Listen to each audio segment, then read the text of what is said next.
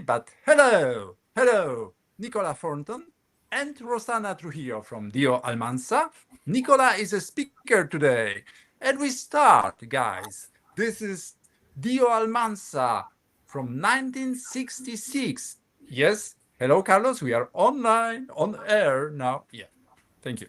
Hello again. And let's start. Guys, 11 wines and Nicola, British living in Spain, isn't it, Nicola? Yeah, one of the many. There's lots of us Brits here. We prefer the weather in Spain rather than, and the wine is much better in Spain than in Ah, England. okay. Okay. So, guys, I leave you with Nicola. And Nicola, if you need any help, I'm still supporting you from the backside. Okay, wonderful. Well, as Piotr, my apologies for my pronunciation in Polish. My Polish is not very good. As I mentioned, I'm originally from England, but I've been in Spain for almost 30 years. And one of my favorite regions in Spain is Almansa. So for me, it's an absolute honor and it's an absolute pleasure to share with you our presentation for today. So we have just a bit of an intro, about 15 minutes of an intro of why Almansa is so fantastic. And then we are joined by 11 producers, 11 wines to go through. So right here you see Almansa. You can click on the QR code and you can have the access to the wonderful website with so much more information on the Dio Almansa. You can also follow Dio Almansa on Facebook, on Instagram. Dio Almansa is easy to find, okay? So today, the title of the talk today is Discovering Dio Almansa and its Garnacha Tintorera. So where are we? Many people don't even know that Almansa even exists. Of the 63 different wine regions in Spain, most people know Rioja, but there's so much more, as we know, to Spain. And Almansa is definitely one that's definitely worth getting to know. So we're down here in the southeast of Spain. It's in the province of Albacete, okay, which is this sort of area around here. And it belongs to the autonomous community of Castilla-La Mancha, not to be confused with the wines of Dio La Mancha, something completely different. So what makes Almansa special is that we are just right in the area where the central part of the flat plains, the hot flat plateau of Spain meets the Mediterranean coast. And it really creates a unique microclimate, but also kind of converges onto a bit of higher elevation, which gives the wine some wonderful character. And also, and you can imagine during the times of traditional trading, the boats would come in from the south into the Mediterranean coast along Valencia.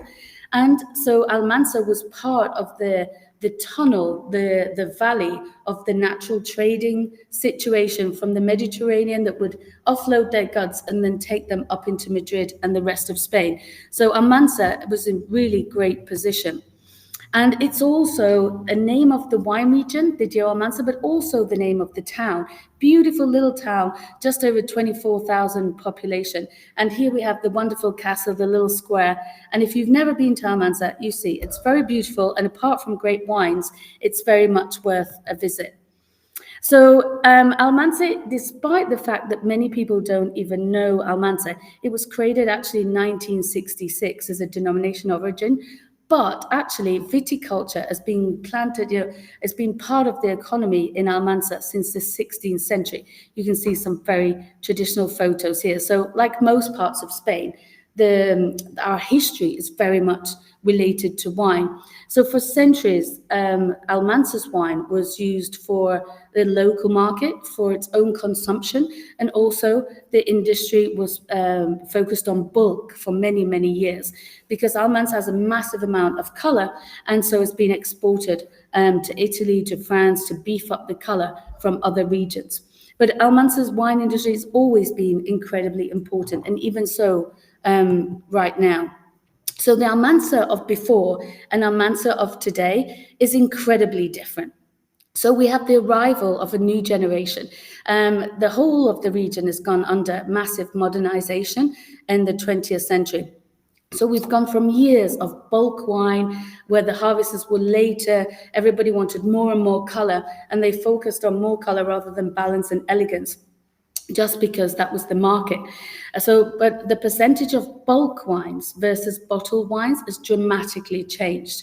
So we've gone from a whole region exporting massive amounts of bulk wine to now more and more is becoming bottled wine and looking for more and more quality. So before, the only thing that was important was the color and the alcohol, because that's where they generated more money. So now a lot of the producers that I've talked to over the last couple of weeks, they're focusing on less color because we have an abundance of color, and they're looking on more balance and drinkability. And that's really the massive shift over the last sort of 10, 15 years. And that's helping bring Almansa to the forefront of quality. And that's why Almansa is becoming incredibly exciting.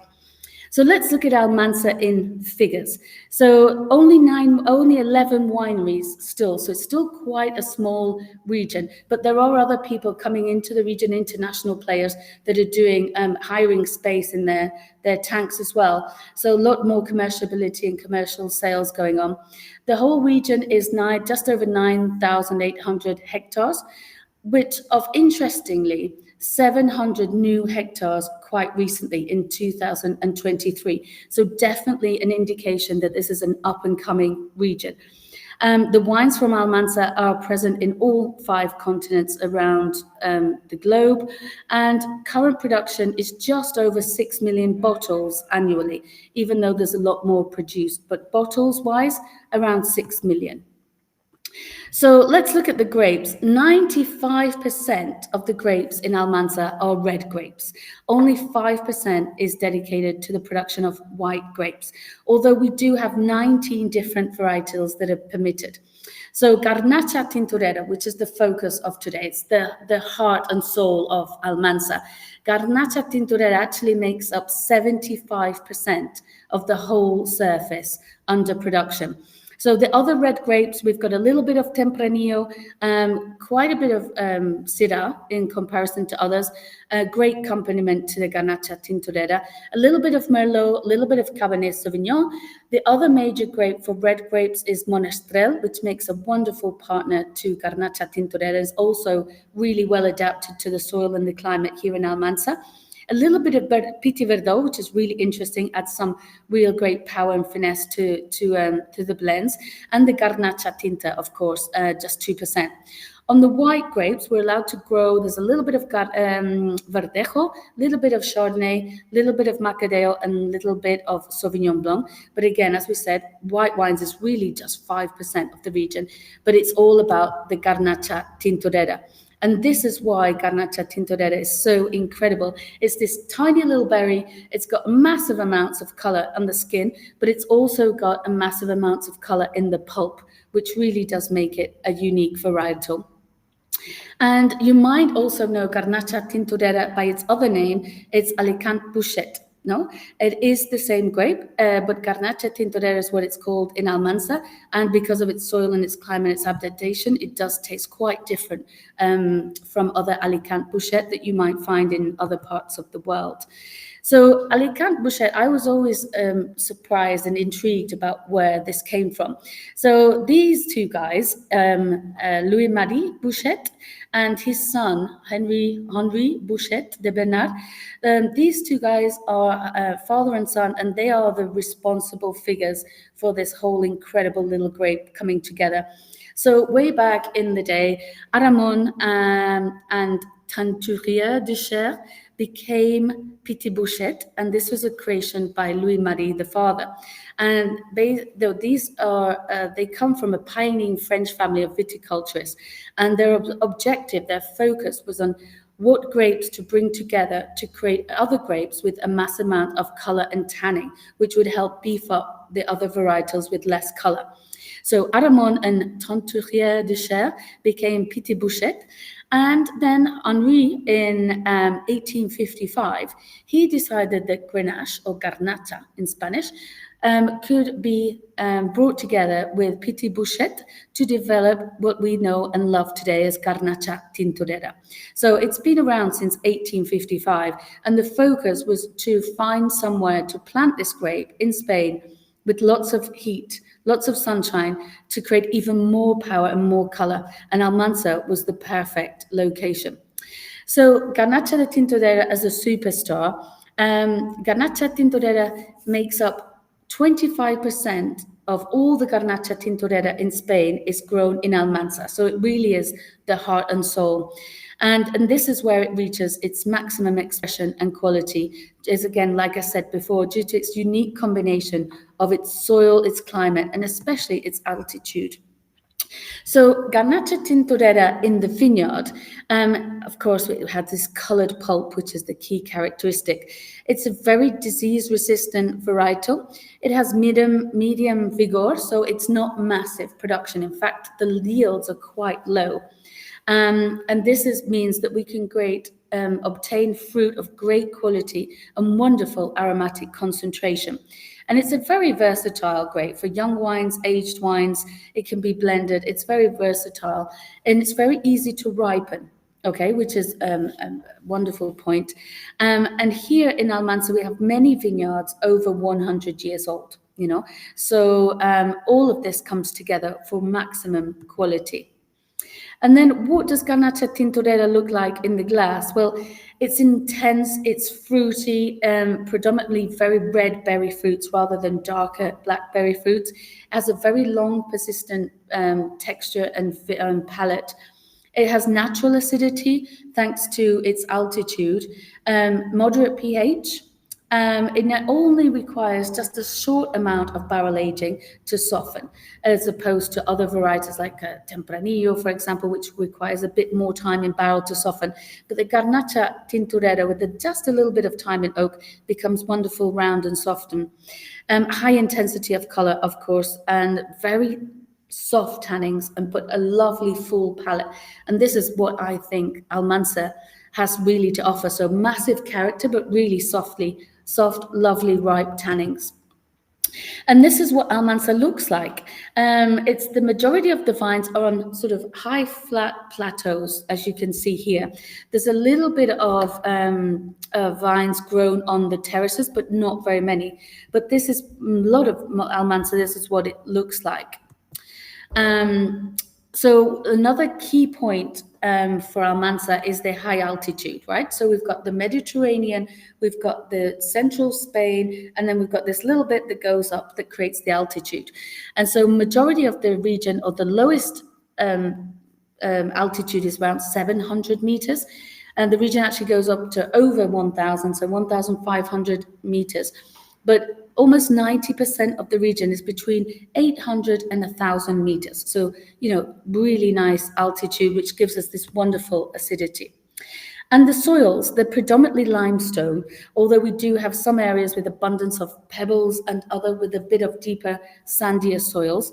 Very low fertility, and the yields are really, really low, which gives more extract, more concentration, which again produces wonderful wines. So the climate, it's very hot and dry mostly, except for this vintage, which all over Spain, we've got so much rain this year, we don't know what to do with it. It's almost like being back in England again. So annual rainfall is less than 350 litres, which is almost like being in the desert. It's one of the driest regions of Spain. And the temperatures, well, not surprisingly, we get up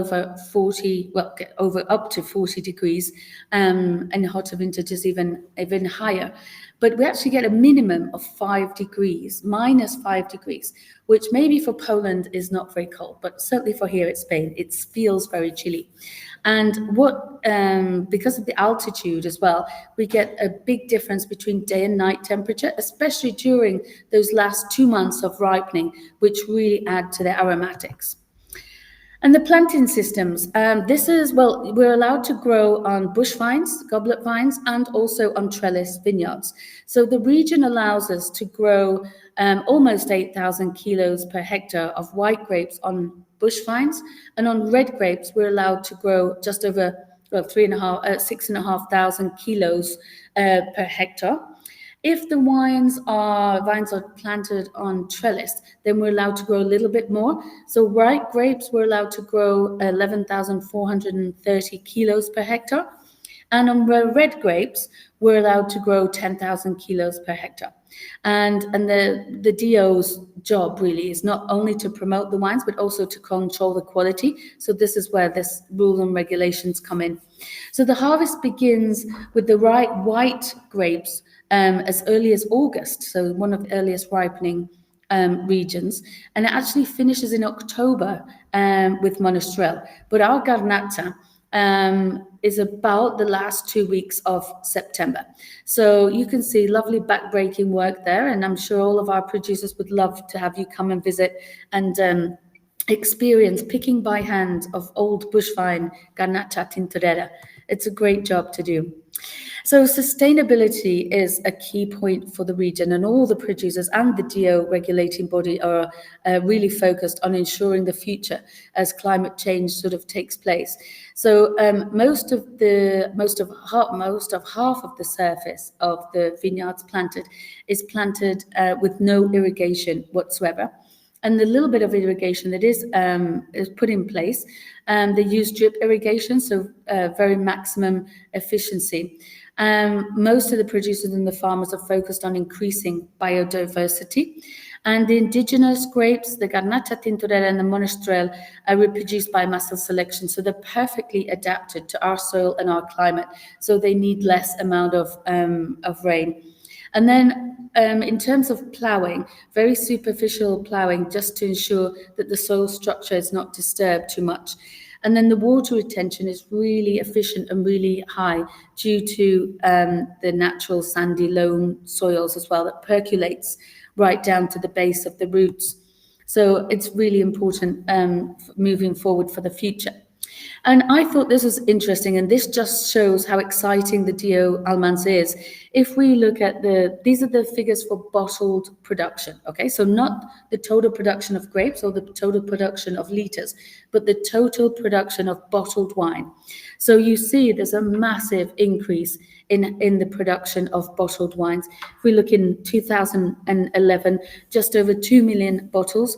And then we're looking at 2021, reached over 7 million bottles. COVID had a little bit of effect, but then like most parts of the world, but I think the trend is on the increase again as the world is just realizing how wonderful Almansa is. So important countries, this is where wine from Almansa is exported to. Well, 70% of all the bottled wine is actually sold in international markets, and of which 50% of that is sold in Europe. And only 30% of the total production is actually still remains in Spain. And so number one country, surprisingly, is Canada. Canada is the biggest buyer of wines from Almansa, followed by Finland, Germany, China, Estonia, the United States, Holland, and Japan. So we hope soon to see Poland on that ranking list. Currently, there's only around 27,000 bottles exported annually to Poland. So it will be interesting to see if we can help the Polish consumption increase. So not only is Almansa a wonderful wine region, I just thought it was interesting to point out Almansa's wine tourism. It's a beautiful place, full of historic monuments, as we've seen before with the castle, beautiful countryside around. The castle of Almansa is very, very famous. It's a 14th century castle and was it's where the Battle of Almansa took place, which is the 25th of April in 1707.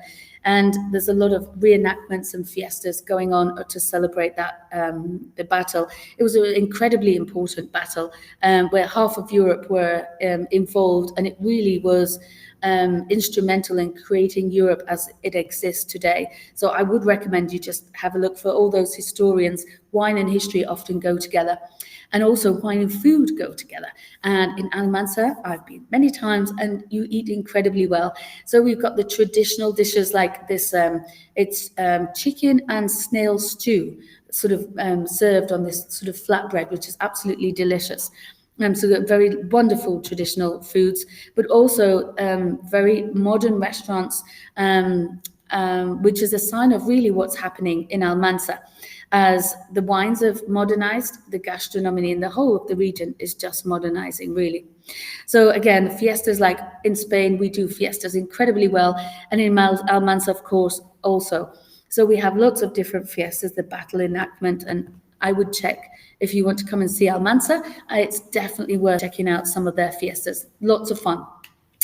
So really, with all of this, I really truly believe that Almansa represents one of the most promising areas for the future of Spain. It just offers a wonderful, unique quality and a unique character. And it just with all the texture, we'll taste the wines and you'll see for yourselves exactly why we think that. So, on to the tasting, right?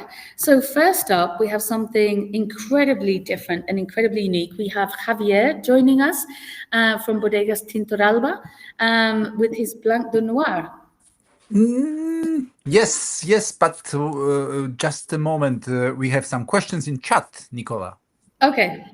Okay, do you see the chat? Because some Yes. questions are about climate change. Some questions you already explained, like a connection between Garnacha, Tintorera, and the other Garnachas. So I believe they are satisfied already. But climate change, and then is a long question at the very end. Okay, I can't really see. Well, majority of vineyards are 100 plus. Does it mean that you're changing the portfolio of produced wines? I don't know if I don't see the whole question. Oh, just move it up a bit if you can. Okay. Oh, Does okay. it mean you have changing the portfolio of produced wines? Okay, what Yeah. was the reason of increased number of new hectares in recent years you mentioned? Okay, so basically, Almansa has gone from bulk production, which means price per liter was quite low. But with the new modernization of the 20th century, the price per bottle, which means more bottled wines, means higher price point. So it means more profitability for the farmers.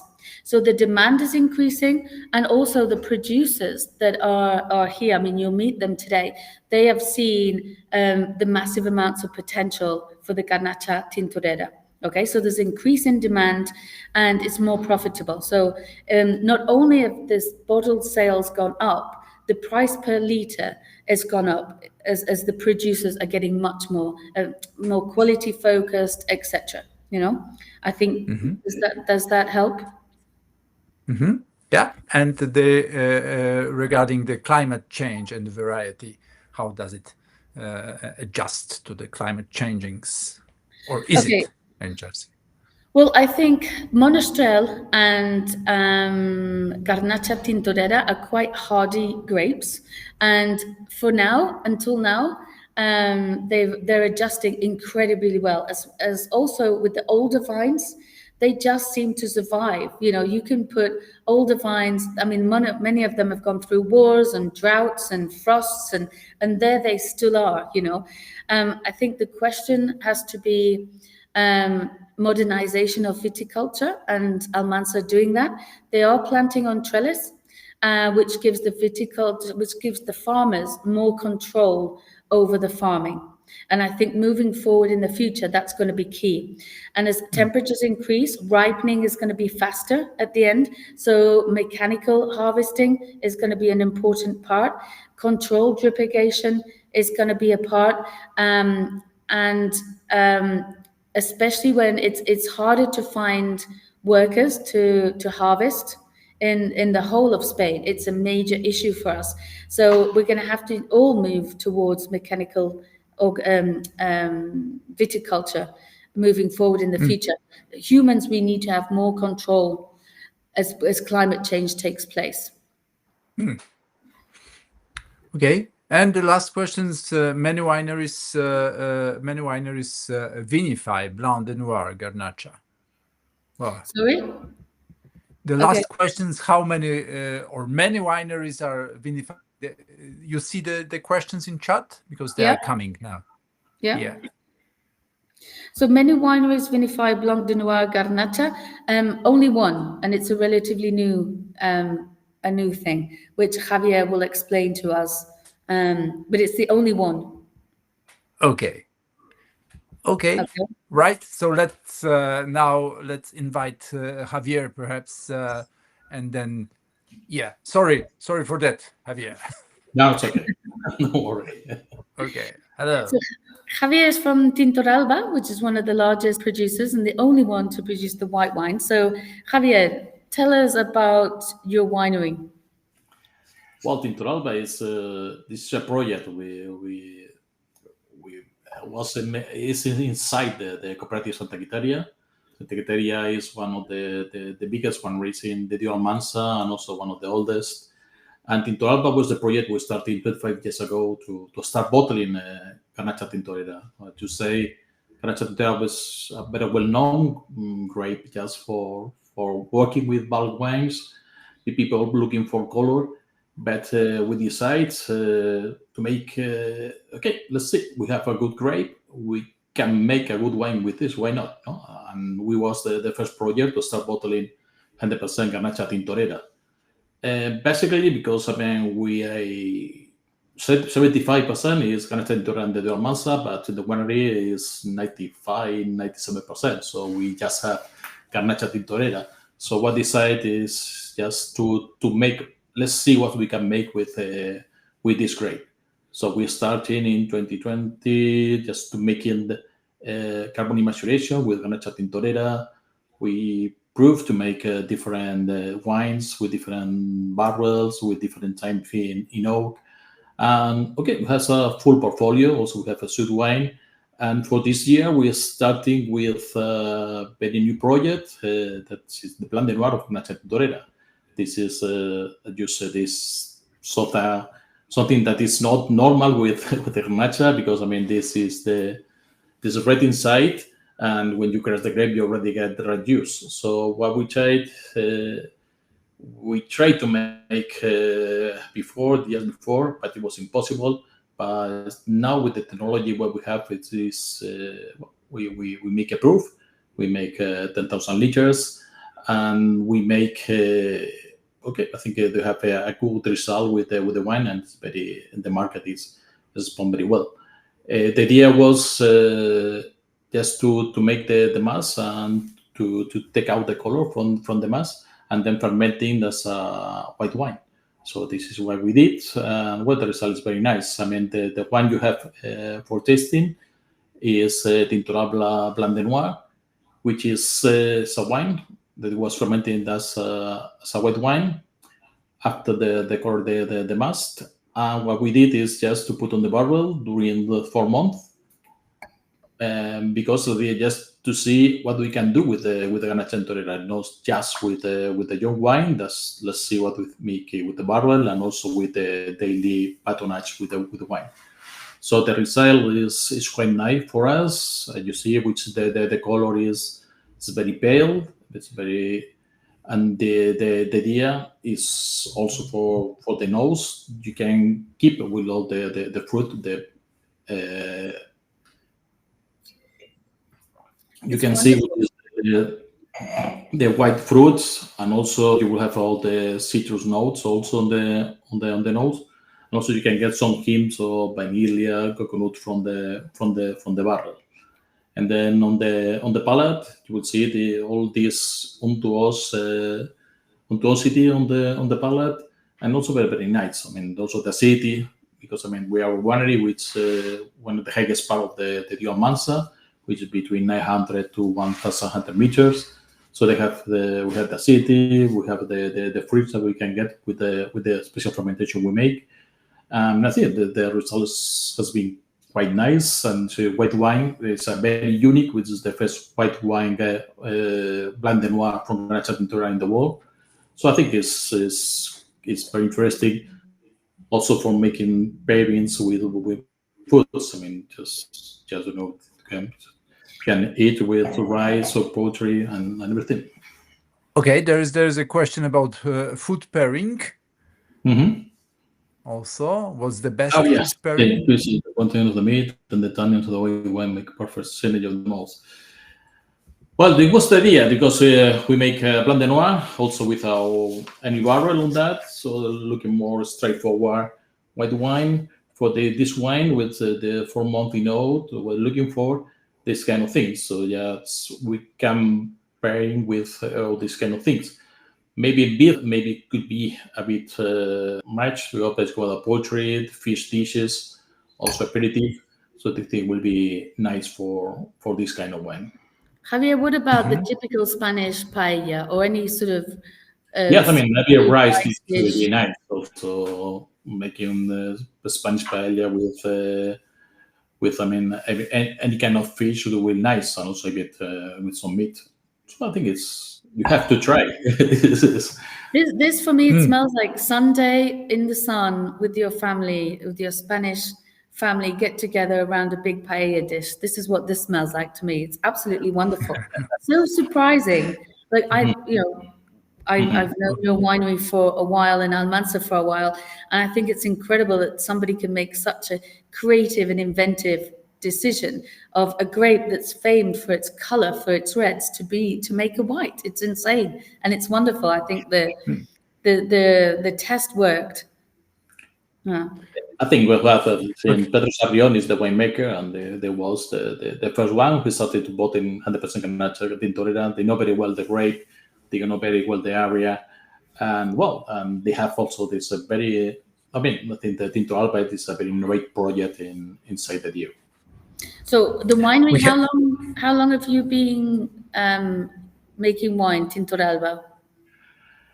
I mean, we started in 1957, but we started bottling 50 years ago. 25 years ago, 2000, it will be when we started to bottle the Garnacha Tintorera wines. And you're one of the largest, right?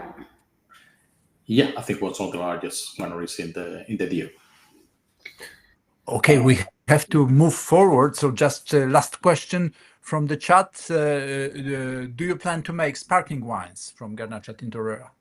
We did the sparkling wine with Garnacha Tintorera, but we did with red sparkling wine, and it was I think 10 years ago. But it was so red that it's not difficult. It's difficult to the people, they used to think about I the know. sparkling white. So what we think now is we can make the Blanc de Noir. We are thinking about to make some sparkling wine with Garnacha Tintorera in that way. Okay, so the last question is no distributor in Poland, right? It's just a statement, No, more like not at the moment. No. No. Oh, okay. Last question: how many bottles of this specific white wine you For produce? this specific white wine, so we made 10,000 liters, and we put on the barrel 2,000 liters. So there will be around 3,000 bottles, something like that. But they just to be able to make more for the next year. But then for the beginning, it was a test for making the wine for the first Blanc de Noir. So this is the idea will be. Okay. All right. Many thanks, Javier. And No, we have thanks. to move forward because you're the first, and there's also another 10 wineries Okay. waiting. Thank you. Okay. Thank you very Bye. much. Thank you. Sorry for being a policeman here, but that's my role.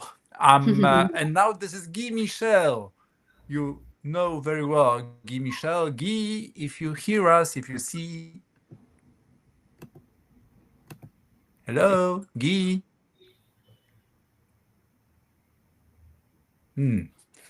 Technology is wonderful.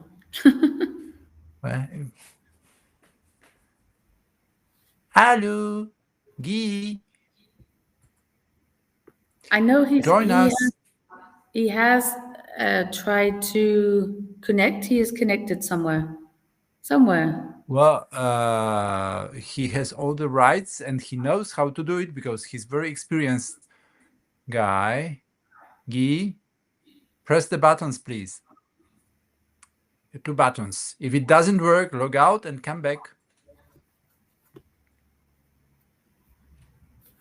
No, this is Thomas. This is not Guy, but well, Thomas will be the next one. Yeah.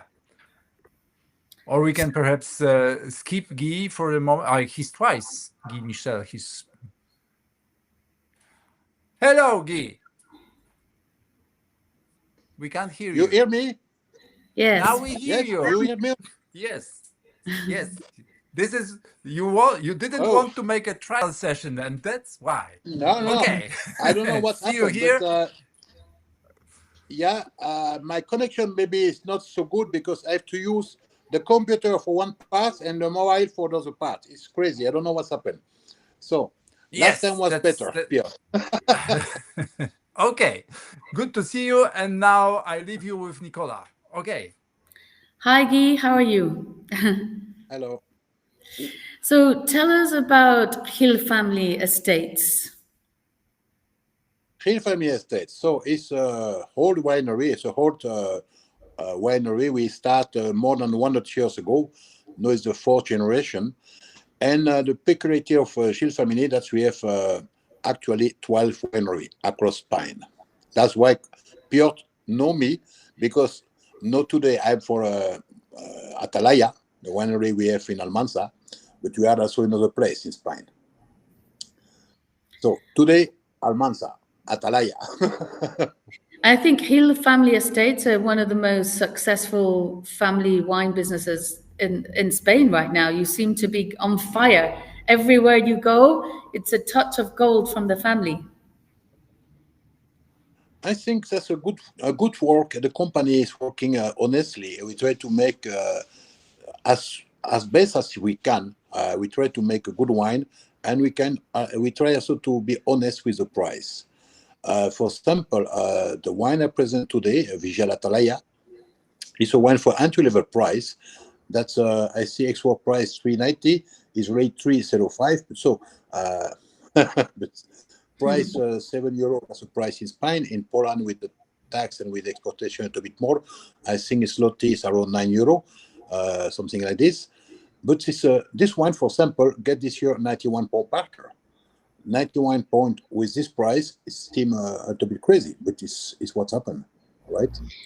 So That's what Spain does incredibly well, right? Price quality, but not just at entry level price points, because traditionally everybody thinks Spain, entry level wine, that's where we are, but that's really not the case. Spain makes, best price quality at all different levels. And I think mid price, where you guys are, it's astounding value for money. yeah, in the winery of Atalaya, we have two entry level on the same price. One is Vigia, it's a pure Alicante Bosche or Garnacha Tintorera, 100%, without oak. However, when the people taste the wine, everybody thinks it's oaked. It's not oaked. It's no oak. And we have another one in the same level. That's Laya. That's a brand of Garnacha Tintorera and Monastrell. And this is oaked, around 4 to 6 months. Then we have also wine. This is Demeter, biodynamic from Garnacha. That's another style of wine. Then we have the Atalaya al Camino. It's a brand also like the Laya, brand between Garnacha Tintorera and Monastrell. Higher level, 12 to 15 months in oak, better parcels, more cure. And then we have the Alaya Terra, is a top layer wine, is the winery. This is also a pure Garnacha Tintorera, oaked around 20 months or 24 months. It's not depending, every year could change a little bit depending on the quality of the grape and different things. All right. And that is top level wine. For example, however, we can make publicity with this because we see only the bottle in the television program. In a program with Rafa Nadal, he drink with some friend and the presenter of the company. That was Bertino's board. His favorite wine, and then when he put the bottle of the table, we see that is Atalaya, Alaya Tierra. So that's the that's success for of the Rafael Nadal's success. Drink yeah. Almansa, you can become a tennis superstar. So Yeah. Okay. what's your total production in Almansa? The production at Mansa really is growing. So I just don't know actually really, but for example, Visual Atalaya is a wine we produce this year. I think we get 80,000 bottles. Laya is a bit more, of course, because it's older wine. Vija is quite new. That's the third year we read this wine. And for example, Alaya Terra is reduced production because top level wine we are with maybe a maximum 10,000, I think less include. So Okay. as, Okay, and as the in the wine wine, is available? yeah, the wine is available in Poland. Yeah, of course. And curiously, I will tell you something strange. The Laya Mm. with the brand, the entry level brand that we export for many years in Poland, was our top sale about the 12 winery I speak. Right, that was the top sale in Poland. That's number one. And from the day we start with the Vigil Atalaya, uh, in 3 years, 2 3 years, the sale is growing, growing, growing, growing. And now we Mm. sell more Vigil Atalaya than Laya. However, the Laya, the sale still correct, still the same. It's not to change. Mm. The customer doesn't change the Laya for the Vigia.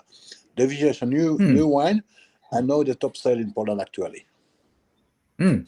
And And this is Bitfood still, or Bitfood Farutex, Yeah, or yeah, other? it's Farutex, yeah, yeah. Farutex with this Mm. department of that's Yeah, fine wine. It's the good. food and wine, or fine wine. That's the shop, and that's business way. They distribute all the wine we have.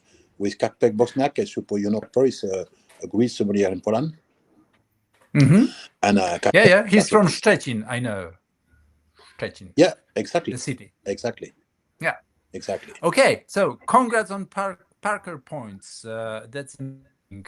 Very refreshing, nicely balanced wine. I love the Atalaya wine portfolio, says someone. Hmm. Yeah, Good. Well, uh, Guy Michel, next time I hope to meet you in Rioja, Ribera, wherever, right? yeah, I know. We are also there. You wear many hats. Okay, good. Guys, we have to speed on. So thank you very much, Guy. And we move on to the third wine, and this is Thomas. Hello, Thomas. Hello, Hello. can Yeah, you hi, hear me? nice to see you. Hello, Yes, we can. perfect. So, Thomas, 1707 is a big date in Almansa, and your state is absolutely beautiful. Tell us about Hacienda del Espino, please. Yes, Hacienda del Espino is a private-owned winery, so just a single owner. We are fully organic and located very closely to Almansa, around 6 kilometers from town. We have all vineyard concentrated around the winery, so like a chateau, you can say a classic chateau winery, you could say, and we are making 10 grape varieties, different, mostly reds. Among others, we have, of course, Garnacha Tintorera, as we are presenting today, Monastrell, and then Tempranillo and Garnacha, other big Spanish grapes. And then we go to international varieties, and we have Chardonnay as white, so a little bit of everything, because we have 240 hectares, all in production our own, so we needed to spread a little bit the harvest. And yes, modern winery, well equipped. We started bottling around 2002. Most vineyards are around 25 years old now. So yes, that's I think a brief summary on the winery. We are growing steadily, and yeah, looking for expansion. So I met the owner of the cellar when he was just starting out, right at the beginning, Okay. and everybody Yes. was like, "Who Almansa? Why Almansa? You know, who is there in Almansa?" And now look, in just over 20 years, Almansa is really coming up to the forefront. Do you see that? Do you see how Almansa is growing? People are more aware of Almansa.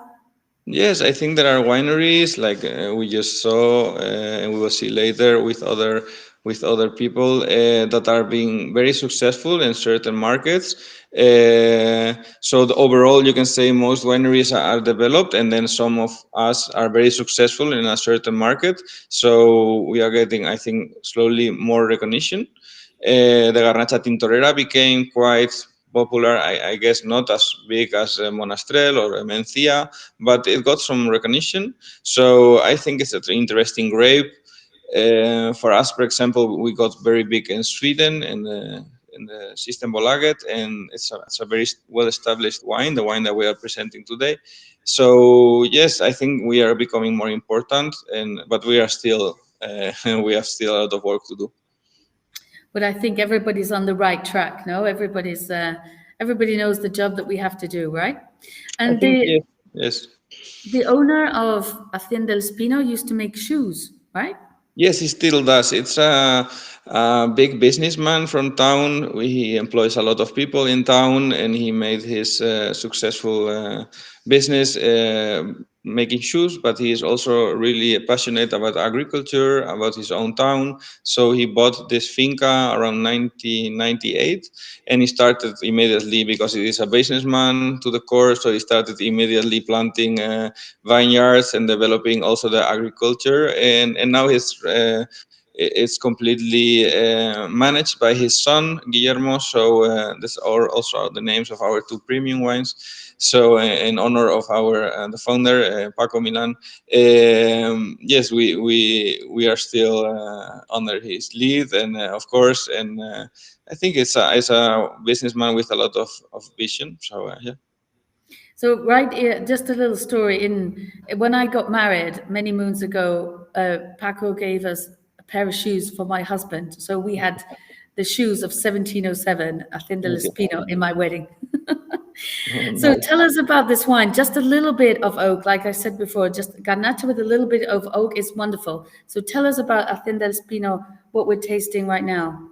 Yes, this wine started. I mean, we have been planting Garnacha Tintorera since 2000, but we didn't sell any of it because we were focused on other wines. But we used the Garnacha Tintorera for blending, especially with oak aged wines. So this opportunity started with this big tender for the Swedish monopoly. So we presented our variation, our Garnacha Tintorera, and we got very successful. So that was the start. Now it's well established. It's already a third vintage we have on the shelves. We are selling it also to other countries, not only to Sweden. The idea was to make a young Garnacha Tintorera, but it needed to have the characteristics of the grape. So it has to be concentrated, powerful, but also to have some oak to make it bold and round and yes, easy to enjoy, right? So the idea was to don't lose character of the Garnacha Tintorera, but don't make it so extracted that it becomes too much to enjoy. So I think we found a nice balance, and we have been rewarded with the success of this brand. Yeah, certainly got that red fruits, but you've also got lots of little pepper, a little bit of spice, and a little bit of licorice, and yeah, lovely, And wonderful. a lot of stony feeling, right? It has something that we find in most of our wines in the Hacienda del Espino. We are at a very calcaric, poor soils with very low depth of the soil, so we have very low yields. We are neighbors to the previous winery to Atalaya, and I think in this valley where we are getting a lot of concentration. So we get a very nice acidity with a very yes, low extraction. We can get a very nice balanced wine. We can also get them to be very powerful and very full, but we also have a nice fruity balance with a nice acidity. So I think this is overall in Almansa very interesting. Yeah, absolutely. Yeah, the unique combination of soil, climate, and the varietal. Absolutely. And the fact that it's organic is wonderful also. So, okay. And the wine is, sorry. Yep. No. Go ahead. Okay, the wine is available in Poland. This is Amka by M Company, right? Yes. Yes, this Distributing it. wine, they are not starting yet with it. So if somebody is buying wine from Anka, please ask them for this quality. We are selling two superior wines or more developed wines as organic Chardonnay with oak and an organic red blend with oak. So 1 year of oak aging, the red. So they are buying those and they are going quite well. But this one we are just trying to get also into the Polish market. So I hope somebody get interested today, and then you can have it available overall. Okay. And how many bottles do you produce of this specific wine?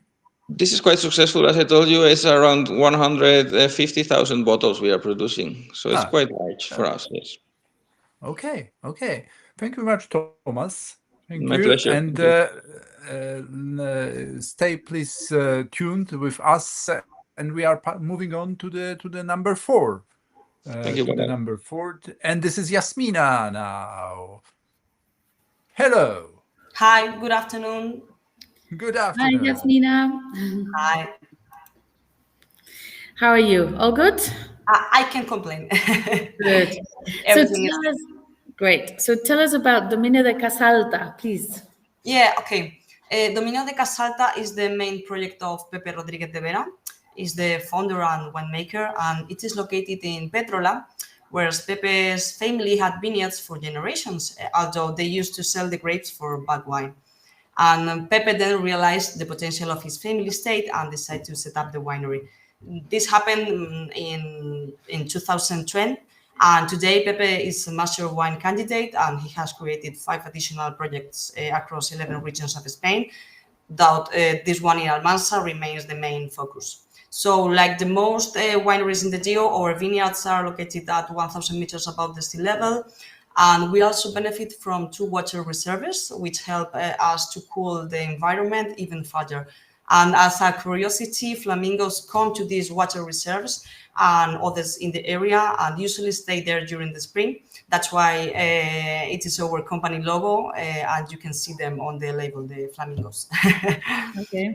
And well, coming back to the point, all our winemaking is structured around 3 key pillars. The first one is singular vineyards. We believe that wine is made in the vineyard, so that's why we pay great attention to working in unique environments with local grape varieties, even though we have international varieties which develop very well in the area, as you said. And in Dominio de Casalta, we have just 22 hectares, so we are a little winery. And the second point is minimum intervention. We practice a sustainable viticulture. We are certified as organic, and we make manual harvest. And on the winery, we avoid unnecessary intervention, relying on spontaneous fermentation with native yeast. We try to make, we think the less is the best. And the personal interpretation would be the third point. We look for elements of the local culture that inspire new ways of making wine, adding a distinct identity to create unique wines according to Pepe's point of view. So the wine we've got, we wanted to introduce is Jumenta, which is our entry-level wine. Because it is a first approach to our project. It's like the first step if you want to enter to the world of Almansa and to get the knowledge and to know what Garnacha Tintorera is. So it is made of 80% of Tintorera and 20% of Syrah. And 6 months in French barrel of second use because we want to show up all the fruit. And well, I'm going to stop to talk because I know I talk a lot, and if you have any question, I'm happy to answer. I mean, Pepe, the project is amazing. I spoke to Pepe several times. I spoke to him last week at Fenavin, and he apologized that he couldn't make this conference call today because he's 3 weeks away from his Master of Wine exam. So Yes. he's busy cramming to become the next Master of Wine from Spain. But what I love about this project is his focus on viticulture. It's very sort of a natural approach without being natural wine. You know, it's a big distinction.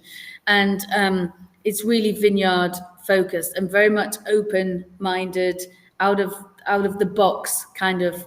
He's very brave, and his view of interpreting all the different regions that you work with is quite unique. You know, it's a very fresh and exciting way of looking at tradition, really. Thank you. Yeah, you described perfectly the vision of Pepe about wine. He wants always to have a natural point of view as a starting point, and then of course always making his own interpretation. But for us, the most important part of all this process is on the wine. Sometimes our creations are not understood for everybody, maybe at the first stage, but then when you start to learn about how we work, how Pepe creates the wine, then you can understand all the I can say magic is behind of all this work. Yeah, absolutely. It's very spicy and brambly, like it says, almost darker fruits than red berry fruits, which you normally associate. So you get a little bit of that combination between Garnacha Tintorera and Syrah is wonderful. No? Yes, yes. In this one, we wanted to give all the attention to the fruit, especially, of course, the black fruit, which comes from Garnacha Tintorera and from Syrah as well. So this is a wine I think everybody can enjoy. And for me, it's very, very easy to drink. And it represents very well the essence of our land. Yeah, wonderful. Yeah, delicious. So what is the production of this wine, did you say? This is one of our biggest productions. We just produce 20,000 bottles. Okay. Yeah, so yeah. And you have no distributor in No, no, Poland at the no, moment. no, not currently. We had some time ago, but no, we don't have. Okay. How do you like the wine, guys? If you type something, would be great. Yes. I love the spiciness. You know, we've gone, the spicy level's just gone through the roof with the Syrah. The combination is wonderful. No, it really does accentuate the spiciness of the Syrah. You know, very Yeah. lively, super concentration. You can feel the warmth. You feel the sunshine of southern Spain as well. The nice ripeness. Lovely. Yeah. Okay. Many thanks, Yasmina. You're welcome. Thank you very much for being with us. Stay please tuned if anything in chat would come. And now let's move on to Ignacio and Venta la Vega. Ignacio, hello. Oh, hi. Yes, we can Hello, see how are you? Fine. How are you? Hi, Ignacio. Thank you so much, Nicola, Peter, Nicola, and thank you so much to Almansa Appellation and Rosana and all my partners, the other colleagues from the other wineries. It's been grateful, and thank you for the whole opportunity to have good name around. We already have it, but the more we do, the more we can be heard around for the Almansa wines. Absolutely. Absolutely. I'm sure you are one of the personalities of Almansa that are really working hard to put the name Almansa around the world, wherever you go. No, you're flying the Almansa flag. So tell us about Venta la Vega. Well, Venta la Vega is a family-owned estate. We are 100% organic. Our wines are so, and also vegan. And our winery is in a state that is 1,000 hectares, and the winery has around almost 250 hectares. So we are trying, and we are accomplishing so far, to get a different profile from historic perspectives that, I'm sure a lot of, and all my colleagues are trying the same, having a better reputation for the Garnacha Tintorera, meaning to be on the shelf with the personality of the Garnacha Tintorera. And in our case, having almost 250 hectares, one of the deals we have is working low yield, and so looking for less quantity and more quality. And we have other varietals that we also have in our wines. Still, the Garnacha Tintorera is the basic. And as you can see, for the present vintage 2023 of Adares Aldea, we have Garnacha Tintorera, also Garnacha Tinta and Syrah. I have to say the previous vintages was most of the times, for what I can remember, Garnacha Tintorera around 80% and Syrah 20%. And the present year, we also included Garnacha Tinta.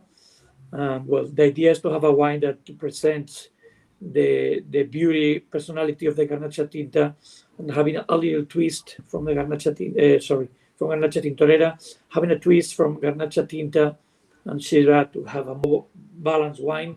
And talking about what other ones commented, and I believe it's part of the flagship of the efforts of all of us, is to present wines that can be enjoyable, easy drinkable. We have in our Adares Aldea wine that can be enjoyed by pretty much all profile of customer.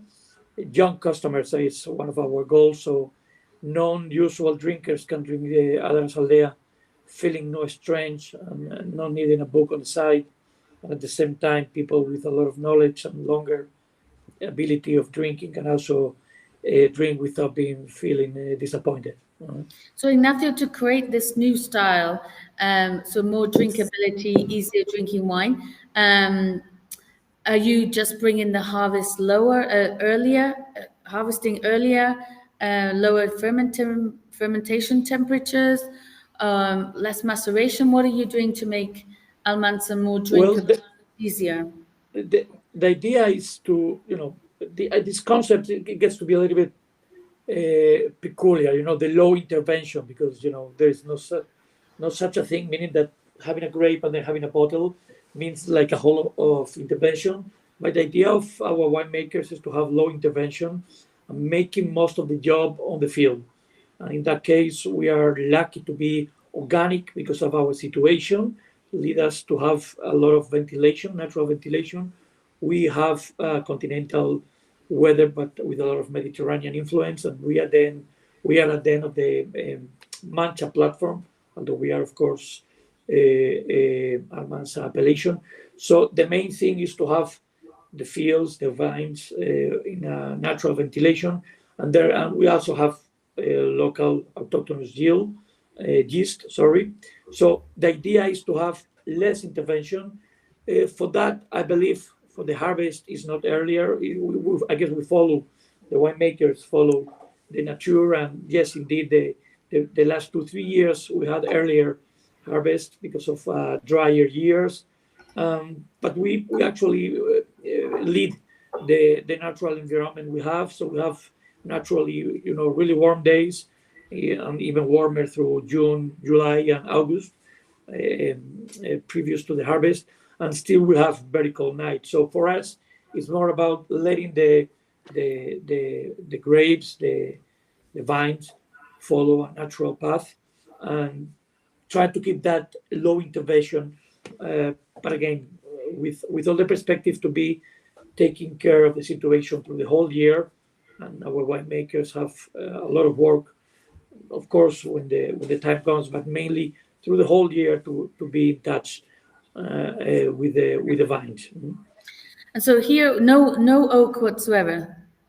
Adaras Aldea 2023 young wine, no oak? Not oak. For previous years, we could have maybe even 2 months, 3 months, but it's pretty much not oaked wine. Still, if there is a slightly oak, our oaks is always very well used French. So it is not in this wine, of course, because it's the youngest one we have, the highest volumes and more rotation. Still, for the whole game of the whole Venta La Vega, we have a very well used French oak. And also, Venta La Vega is part of MU Wines. There is a group of 6 wineries where all the wineries have the same game. We kind of did bet for this long time ago, and we believe we are lucky enough. The winemakers took these decisions, and as a salesman, I can see around the different markets that the game goes for fresh wines, lower alcohol. In this case, the alcohol is actually on the label not representing the truth of a non-so-alcoholic wine. So for us, it's a game of the fruit.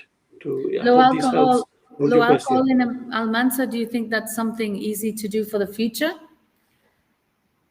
Well, in that sense, I have to say I'm not a very technical person, but I give my heart and my whole game for the winemakers, and for what I've heard of other ones, like Javier, the colleague of Tintoralba, they have Pedro Sarrion, who is a superb winemaker. For what I know, they know how to make things affordable for this game where the alcohol tries to be something that is part of the game, but not so noted. In this case, previous years had a less alcoholic on the labels, but again, still part of the game. Yeah, something we all need to consider, right? As hot Spain, we have an issue of ripeness versus our natural environment gives us to more alcohol, and we have to fight against, not against, but we have to fight to see how we can create more low alcohol wines, which is what the world is asking for. So that's our number one challenge, I think, in Spain right now. No?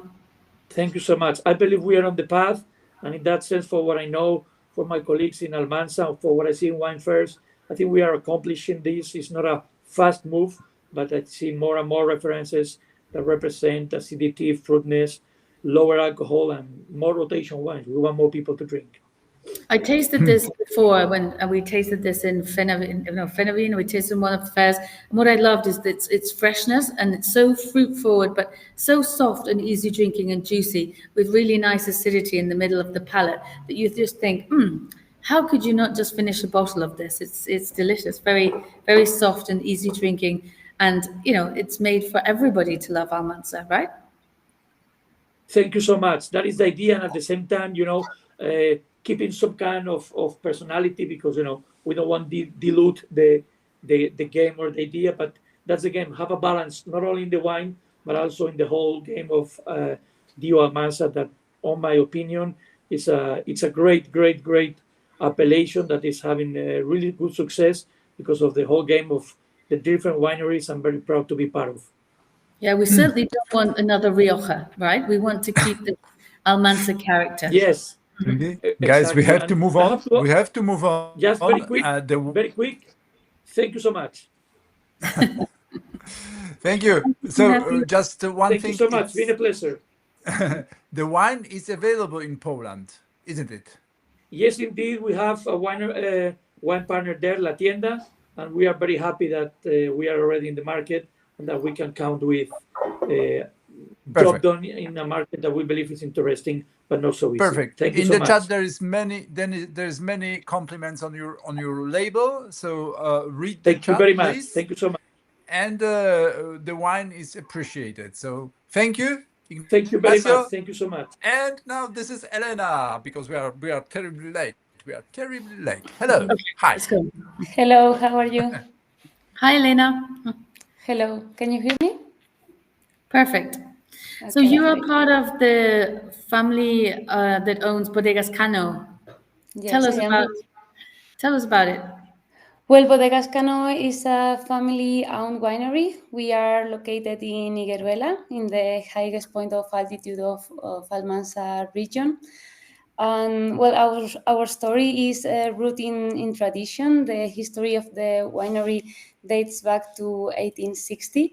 But it was in 2004 when the new generation of the family decided to relaunch the project. To produce high quality wines with focus on identity, on sustainability and excellence. Our key varieties are Garnacha Tintorera and Monastrell.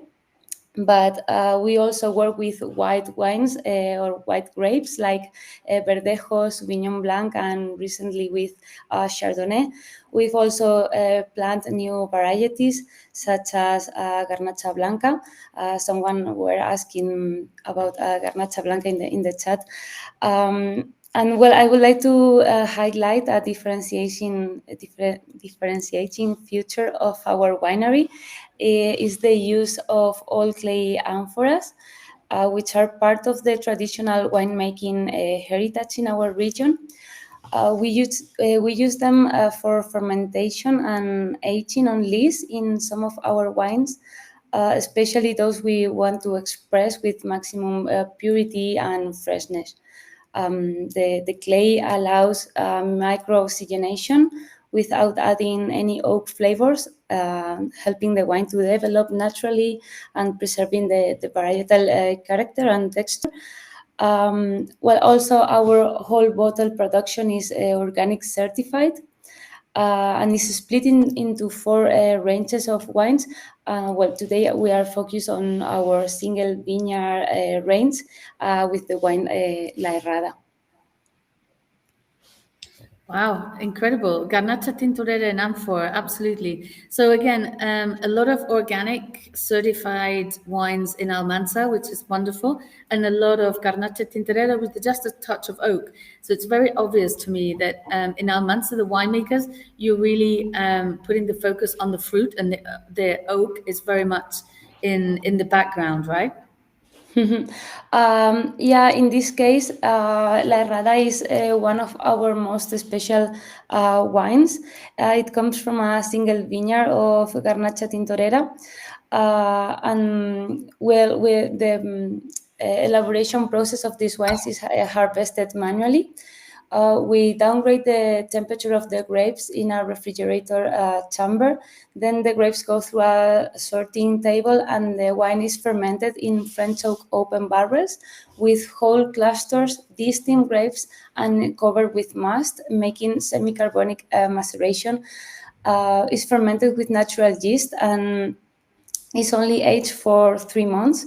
So the result of the wine is really well balanced between fruit and oak. That's where you were mentioning, and where we are trying to achieve also a light version of the Garnacha Tintorera with less color and fruitiness, really elegant, and it also have a really nice smoky touch and a bit of minerality. It's got wonderful acidity, nice tension, and the very mineral. You know, the texture, just the whole wine. You can feel the chalky soil. Yeah, and the altitude, of course. Yeah, Yeah, super. we are 1,000 meters above sea level. In fact, in the label of the wine, it says the exact meters of altitude that the plot, the vineyard of this wine have. So in general, the wines from Bodegas Cano have really good acidity and keep the freshness really well. So you must be really pleased because of your roots. You must be really pleased to see Almansa really growing in terms of popularity. Sure. We've been trying in the last couple of years, making a big effort to introduce the wines to new markets, and we think the whole appellation of origin is doing a really good job enlarging the brand of Almansa. Yeah, absolutely. And certainly you are doing your part. Amazing. Wonderful. Thank you. Okay. Elena, no distributor in Poland for the moment.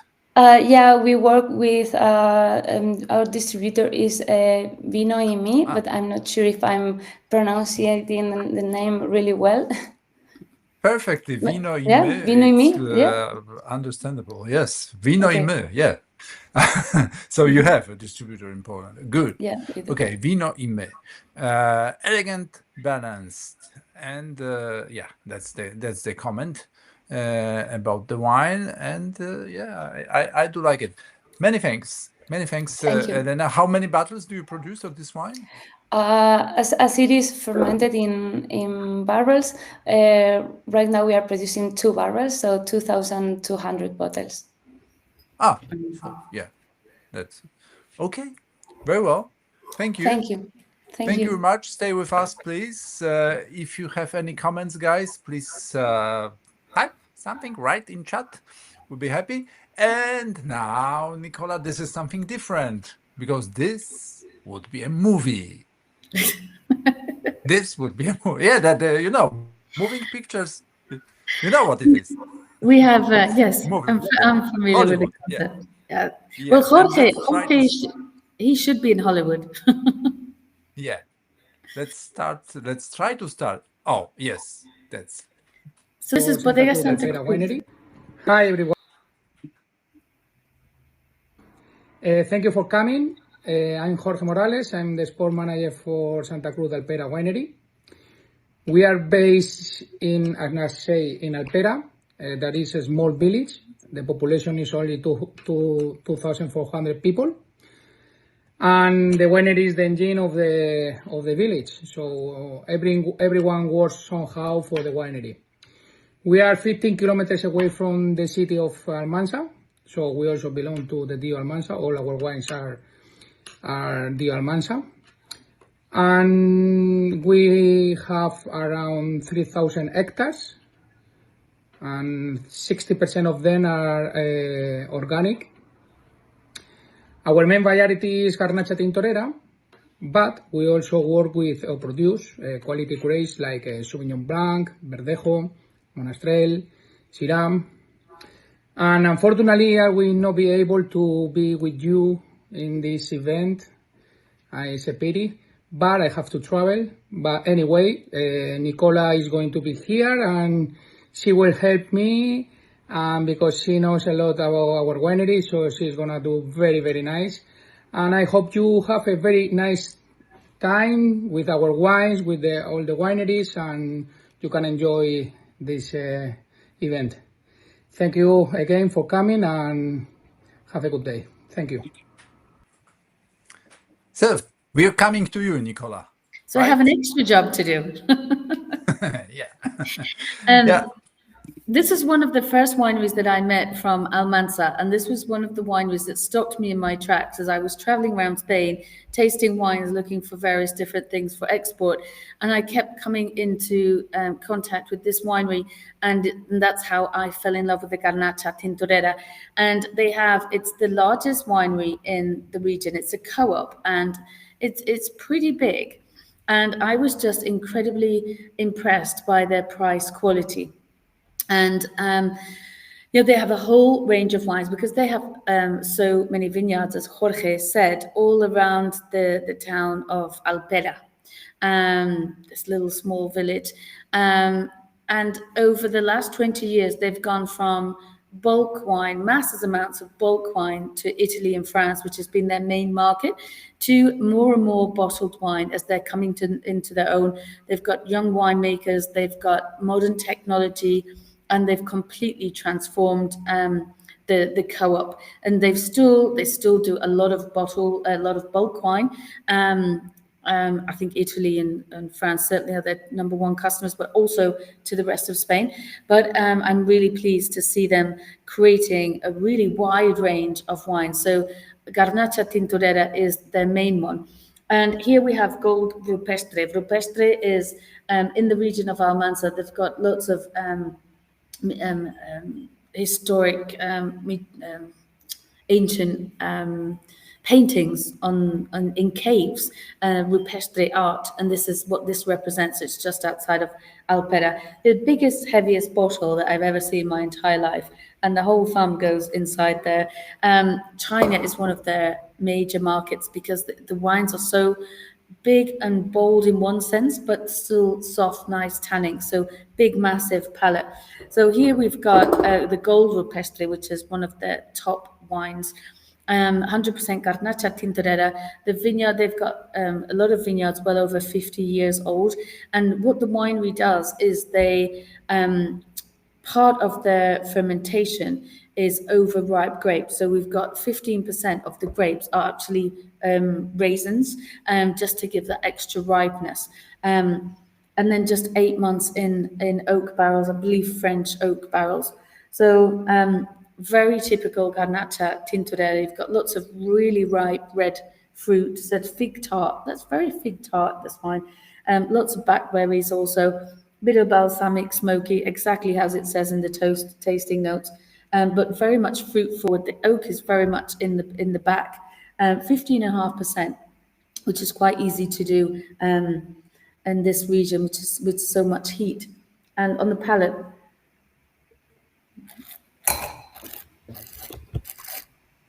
this is exactly what Garnacha Tintorera does. It's a big, massive upfront fruit, massive texture, more tanning on this wine than some of their other wines because a little bit more extract as they're trying to achieve a more premium wine. The rest of the range, which is more entry-level price point, just over €2.5, €3, around that range, is much fresher and less oak. And obviously much softer, but still the color is always there. They also do a range of really nice white wines as well with lovely fresh acidity. And in terms of their volume, I think, to produce the quality that they produce at the price they do, I think is is amazing. Yeah, absolutely. Big and bold and very much top of the range of Almansa.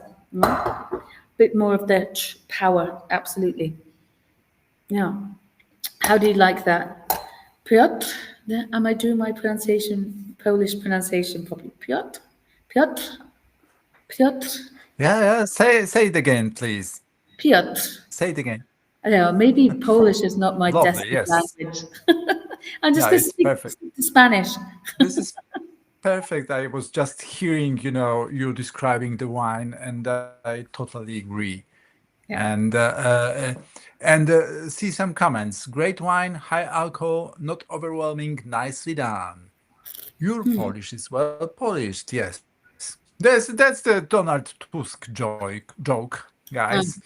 But well, yeah, that's our prime minister. Just for the foreigners, yeah.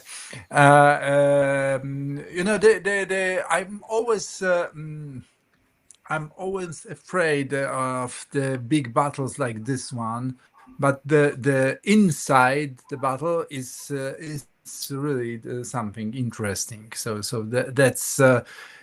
even this high alcohol is not as Yola says, is not overwhelming. Is something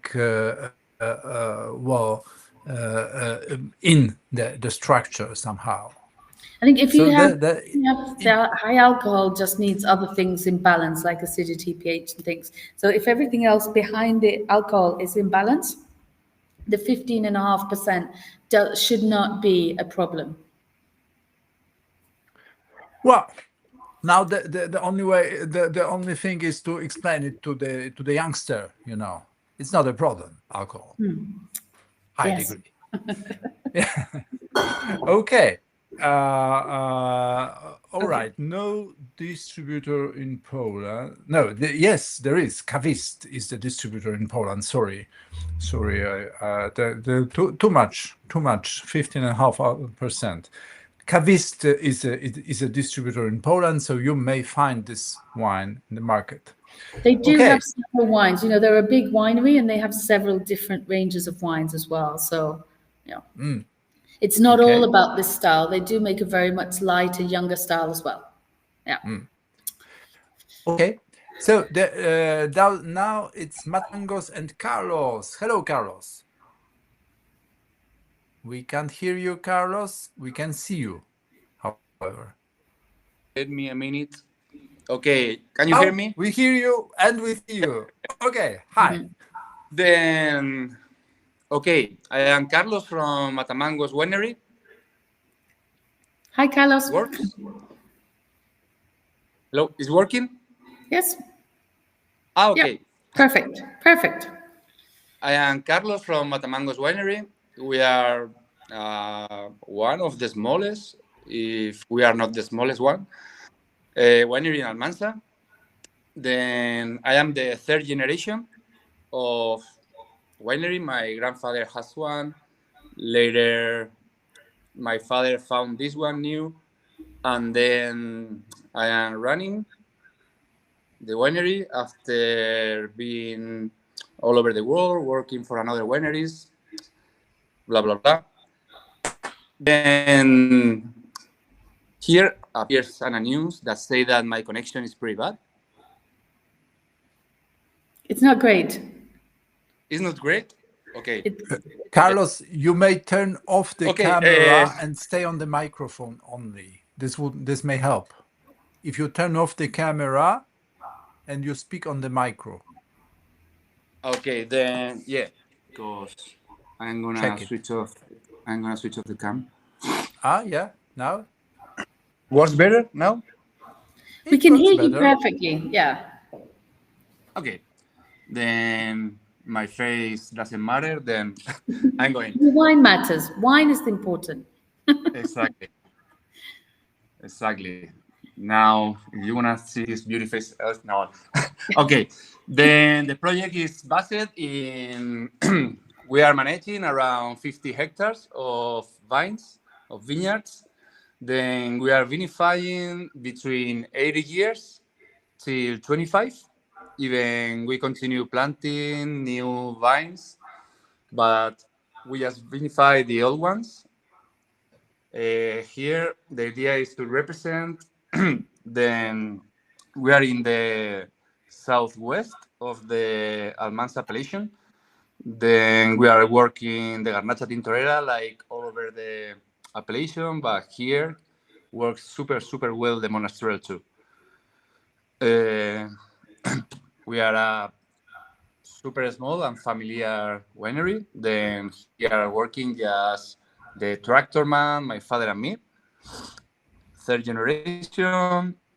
I think our main 3 points are altitude. We are between 800 meters till 950. All our vineyards, almost the 95% are in head, and all the state is dry farming and in bio. We are in bio since 1996, then almost 30 years. Okay. And altitude, dry farming, bio, calcareous, and that's for me the main point. The soil we are working with.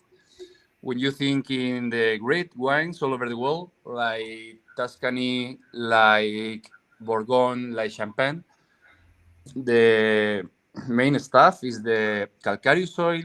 Then here in Almansa and all over Almansa, I think, but I am taking pretty focus in that here in my state is the calcareous soil. Then let's bright this soil. Let's make the less intervention that we can and let the grape express. Here in this wine we are presenting today is our entry level wine. And here I want to represent because we classify our wines in the levels. This is the estate wine, different plots, different altitudes, different age of the vineyards. Later we have a single plot wine, and later we have a single vineyard with a pretty special soil. This is the entry level. I think the house, when you build a house, when you are gonna build, you have to start for the bottom, then make the bottom pretty well. Here we have all our varieties, like Garnacha Tintorera mainly, I think it's 50%, a little part of Monastrell, a little part of Syrah, and a little part of Cabernet. The idea here, I want to represent the state, I want to represent the soils, and I want to represent the environment more than the varieties. 6 months in use 500 liters barrels, because I don't want to hide the fruit over the wood. Here the main star has to be the soil and the fruit. When you put your nose in the glass, it almost just transports you to the vineyard. It's very mineral, very chalky, as you said, chalky soils, no? Yeah. This is, you put your nose in and immediately it's just full of chalky minerality. A little bit of that's the idea. Represent our environment, and when you drinking, when you smell it, when you enjoy it, has to transport to our state, Santa Rosa. Another important stuff is our winery was a winery in 1704. It's a Spanish heritage old palace from 1704, 18th century, and we reformed like 20 years ago. At first, just the winery, and now everything for May wine. Wow, beautiful. So, Carlos, you're the winemaker and part of the family. How do you see, from a technical point of view, how do you see obviously Almansa's going through incredible amount of change over the last 20 years and moving forward? How do you see the changes in Almansa's from a technical point of view? What do you think the winemakers of Almansa are doing to change to be more appealing? Or is it just a case of people saying, hey, look what we have, come and taste us? I think Almansa, like all this area, like 50 years ago, were like mainly alcoholic, bulk wines, huge quantities. Now, from 25 years till today, all my colleagues, me, the wineries here in the area, we are all the technicals now have traveled all over the world, all over the main areas in the wine industry, and we are making incredible. We have showing the world we can make great wines here with our super interesting grapes, our altitude, and our old vines mainly. Great. It's wonderful to see Almansa's transformation, really. I think you're all doing an amazing job. So we've got 2020 vintage here, which is a bit older than the wines that we've been tasting up until now. Does Matamangos want to release older wines, or do you also have young wines as well? No, we used to release with 2-3 years. Okay. Yeah, we wanna put in the market when the wine is really balanced, really round. We don't wanna. We are in a hurry. At least we are super familiar. It's me and my father. We don't need to satisfy the. I mean, we don't. We are not hurry for put the wines in the market. By the way, Just when the wines are. I met your father last week at Fenavine, Yeah. and I think he was so happy that to have his son join him in this mission to continue the family business. Yeah. He cheated on me for that. Yeah. Yeah. No pressure, Great. Carlos. No pressure to continue. Yeah. I know. Great. Thank you very much, Carlos. Thank you very much. Okay, thank you. Thank you, Carlos. This was the first wine with so high percentage of Cabernet Sauvignon here. And you have no, stay with us again, because you have no distributor in Poland. No. Still, we have nothing in Poland. Nothing in Poland. No, not yet. Not yet. And how many bottles you produce of this wine? Of this wine, we are around 15,000. Yeah, 18,000. 15,000. 15,000. Sorry. Yeah. Okay, good. So, guys, anyone interested in the wine, you can have it, right? Yes. Good. Yeah, for sure. And now we move on. This is Juan Pablo, I believe. Juan Pablo and Los Losares. Los Losares, yeah. With an L with a slash on the label. See the label, guys. It's a very Polish label. I do think it's just a design thing. I don't, but maybe it's a special nod for Poland. Yeah, we can pronounce it Juan Pablo. Where are you? We can pronounce it as L or an L. You know, it's a huge difference. I think L you need to on L. L. Yeah. No. Yeah. Well, no. Don't try it. No. Yeah. We need more glasses of Almansa to be able to speak Polish. Huh? Yeah, perhaps. Yeah, but well, where's Juan Pablo? That's the big issue. Yeah. Bodegas Piqueras is the oldest. It's the largest producer for bottled wine in Almansa, so they have a lot to tell us. Yeah, but they have to turn on the micro. Juan, please turn on the micro. Now it's okay. Hi, how are you? Now it's okay. Hello. Yes, I'm here. Okay, I'm going to talk about the wine. I'm not used to speak English because normally we have a sport commercial that is the person who is in charge to make this kind of promotions. But in this way, this week we are so busy because we have like a Chinese mission inversa, and the person that has to talk about the wine, it's me. But the good is I the winemaker, but but maybe my English is not perfect. We are in Bodegas Piqueras. Bodegas Piqueras is a family winery. It has more than 100 years, 110 years this year. We started more than 100 years before, 915, and now we have 110 years.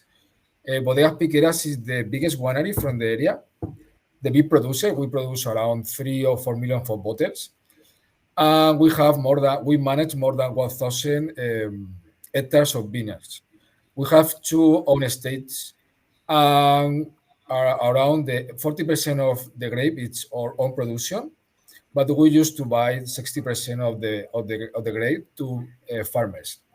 The farmers are farmers that are with the family more than maybe 2 or 3 generations too, because they started with the grandfather. And the grape that is not from our property is we manage at the same way. They make what normally we tell to do. In this way, Los Losares Garnacha Tintorera is a wine that started when I came here, because I'm in the winery during 7 years. And before, we made wines that are more focused in supermarket, but when it came, we started to focus more in the terroir wines. In this way, we have this wine that is Los Losares Garnacha Tintorera, that is a wine that is made with 100% Alicante Uset Garnacha Tintorera. That is the name that we have from this grape in the region. And it's a wine that is thinking or trying to make the Garnacha Tintorera in the most elegant way. Okay, Garnacha Tintorera from my point of view, because I was working many years in Ribera del Duero.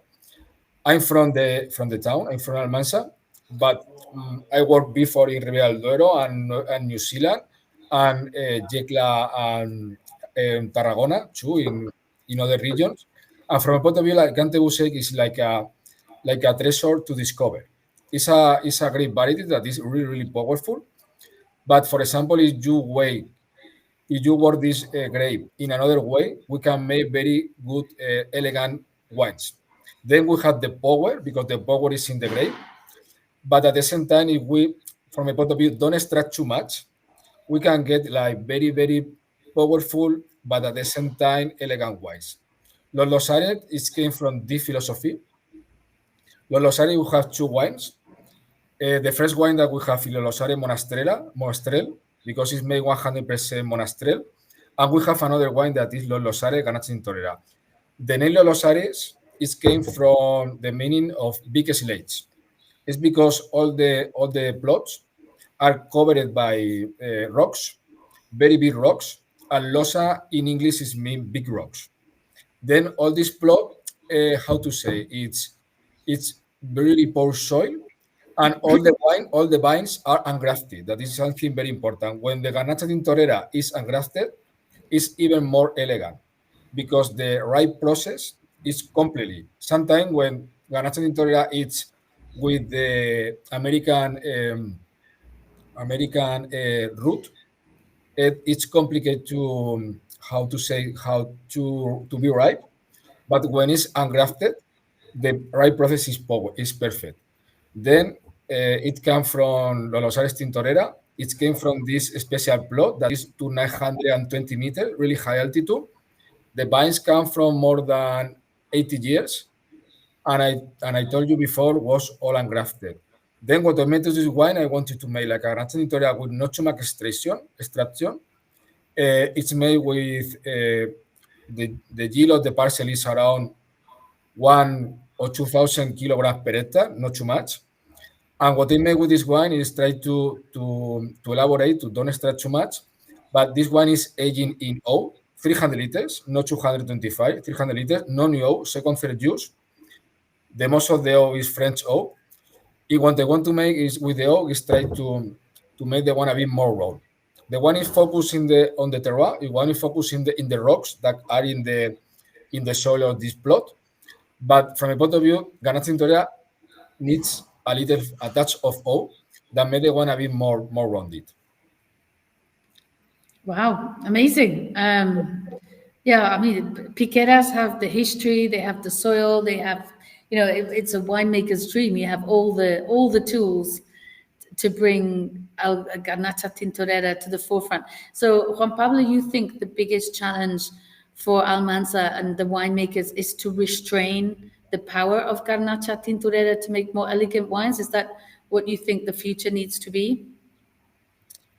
Yes, can be because before when I came here, Garnacha Tintorea was the wine that we had in Almansa 7 or 10 years before, were more focused on the extraction, and they wanted like to extract all Garnacha Tintorea have. If you extract too much in the Garnacha Tintorea, you get like ink. The wine is very deep. You have a lot of powerful, and even you can like if you masticate, you can bite the wine.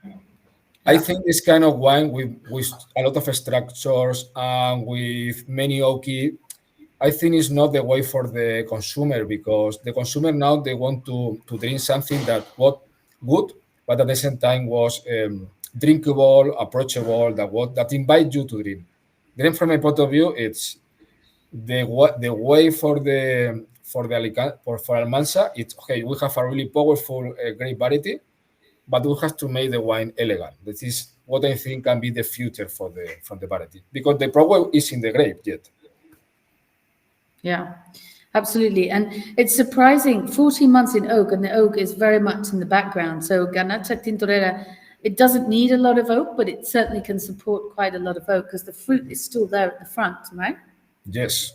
No, I told you it's 14 months in oak, but because the grape is so powerful, you don't notice too much the oak. Yeah. Then, for example, if you put 14 months the same oak in a monastrell, you are going to notice a lot the oaky. But 14 months, for example, in a Garnacha Tintorera, it's like 7 months in a monastrell. Then the oak is only to make the wine a bit more raw, and I like because don't make too much makeup in the wine. I met the current not the father, the son, who's in his 20s, right? He's in his 20s or early 30s. I met him in Pro Wine, the newest generation, and he was very much excited to be following in his father's footsteps. I mean, Piqueras have done an amazing job to promote Almansa, and so very much the next generation is very much involved in the whole thing, and really aspires to follow in the greatness of his father. I think, no, you agree?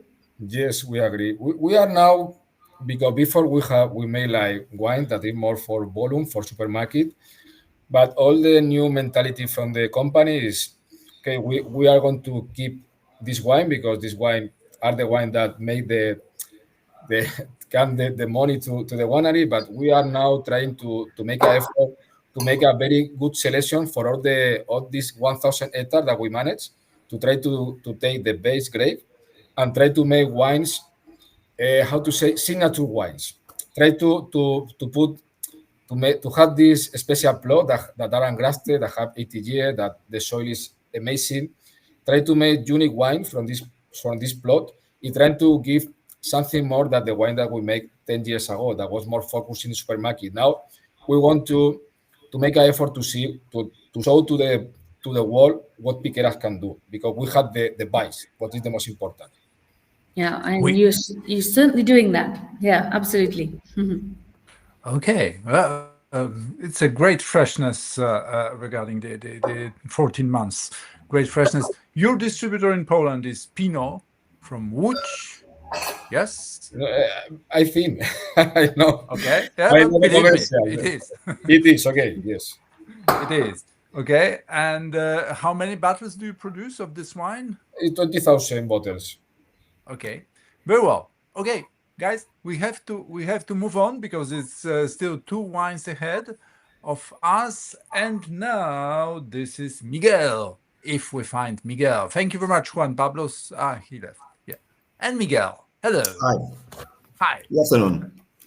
Good afternoon. So the floor is yours, Miguel. Hi, Miguel. Hi, Nicola. Okay, I would like to start talking a little bit about the project. The Sal Carrascal is a family project of third generation. It's important to speak about the three generations because you can see how changed the project when the next one came to the project.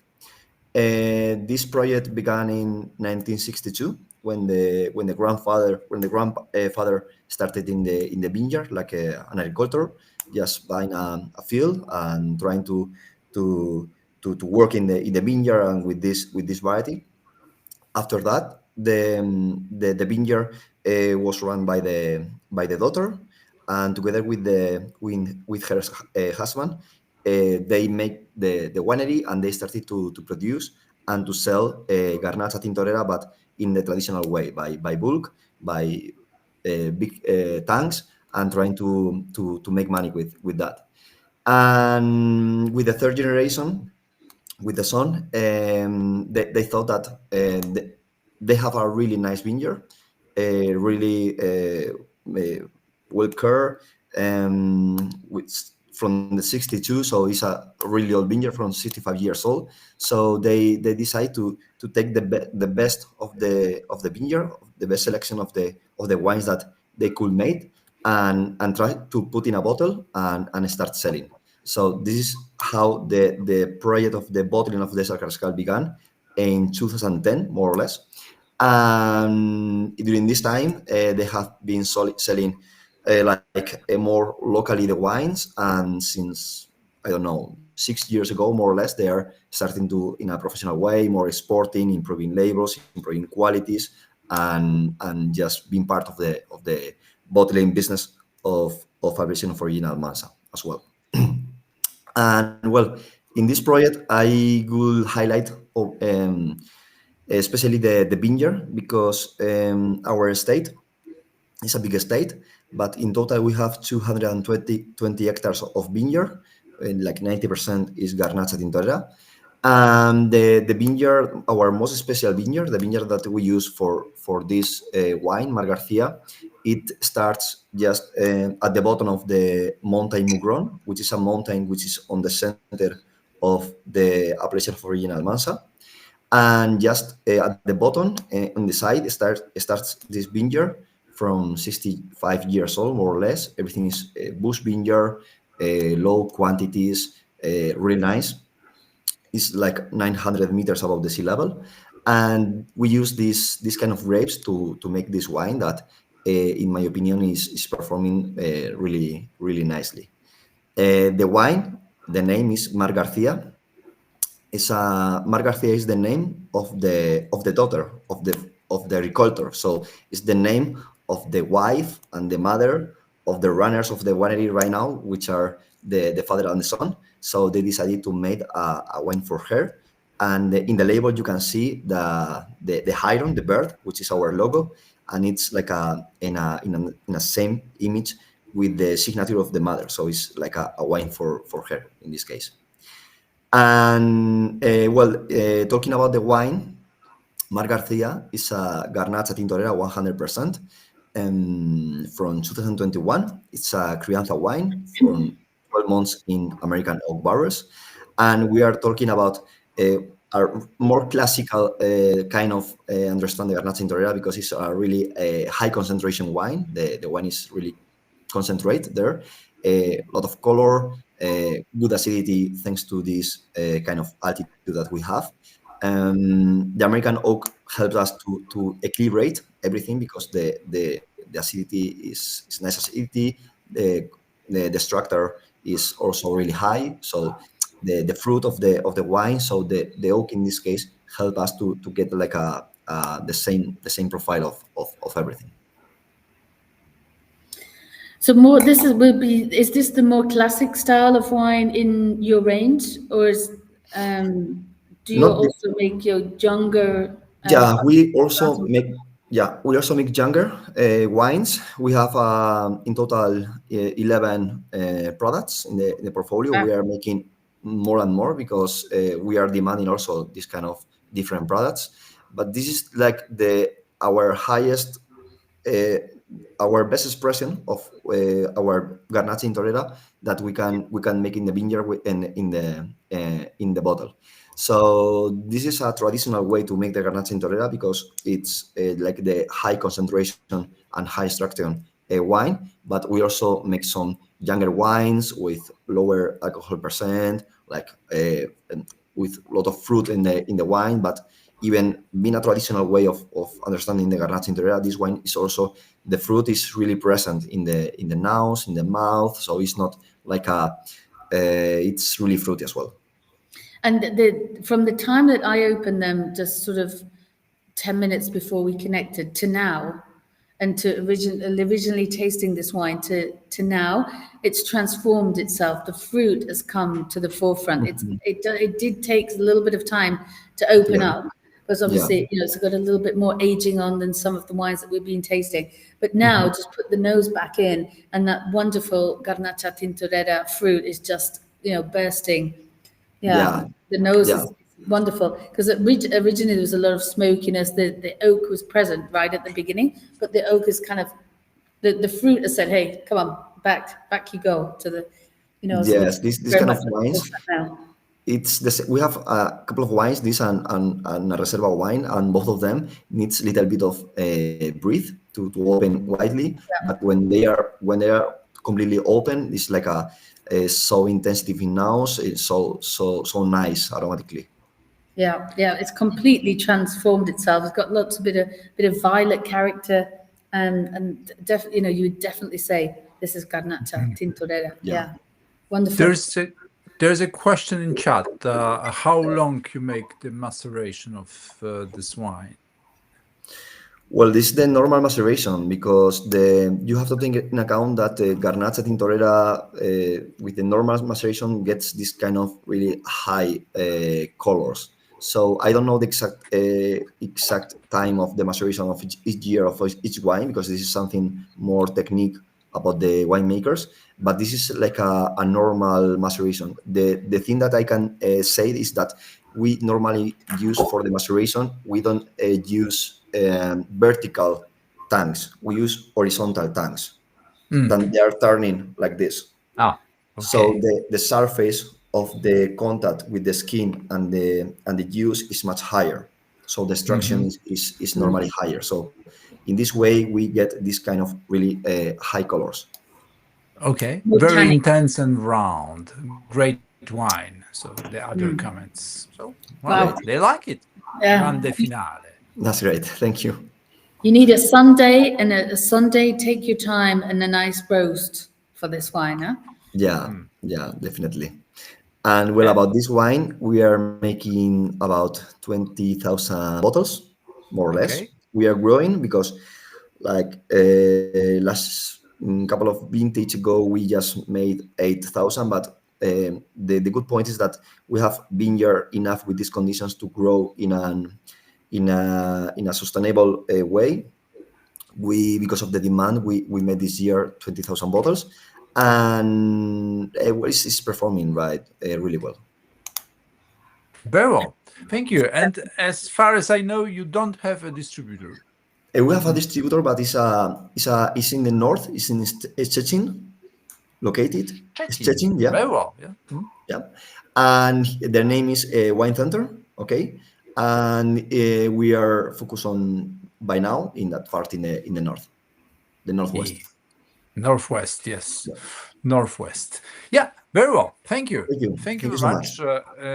And this was I believe the last the last winery representative, because the last one, this is you, Nicola, isn't it? Okay, well, apparently so. Juan Antonio didn't come. Yeah. Well, this is a tiny project. I think it's one of the smallest wineries in the region of Almansa. This is not their main business. They're dedicated to other kinds of things. But their wine is 1752, which is to do with the paintings. Again, we've got some sort of historic painting reference of all the cave paintings and things going on in the region. It's called Bodegas El Tanino, and it's actually the furthest from Almansa as a town, and again, tiny production. And we're looking at 100% Garnacha Tintorera, 12 months in oak. I believe it's French oak, if I'm not mistaken. 2020. So this is a chance for us to see how Garnacha Tintorera can age, because that's another interesting thing. So, we have the tanning and structure for Garnacha Tintorera to age. So But I think Garnacha as a young expression, sort of within 5 years old, is absolutely wonderful. Yeah, it's very berries, a little bit of plum, lots of fruit. The oak is really in the background, which is super interesting because some of these wines with 12 to 14 months oak, they really don't show a heavy oak influence. Because the Garnacha Tintorera, as we've seen, it's quite big, bold grape, so it can really stand up to quite a dose of oak, even though it doesn't necessarily need it. 15% on the nose, don't even see that. Quite ripe fruit. It says in the notes, cocoa, hazelnut, and leather. And let's see on the palate.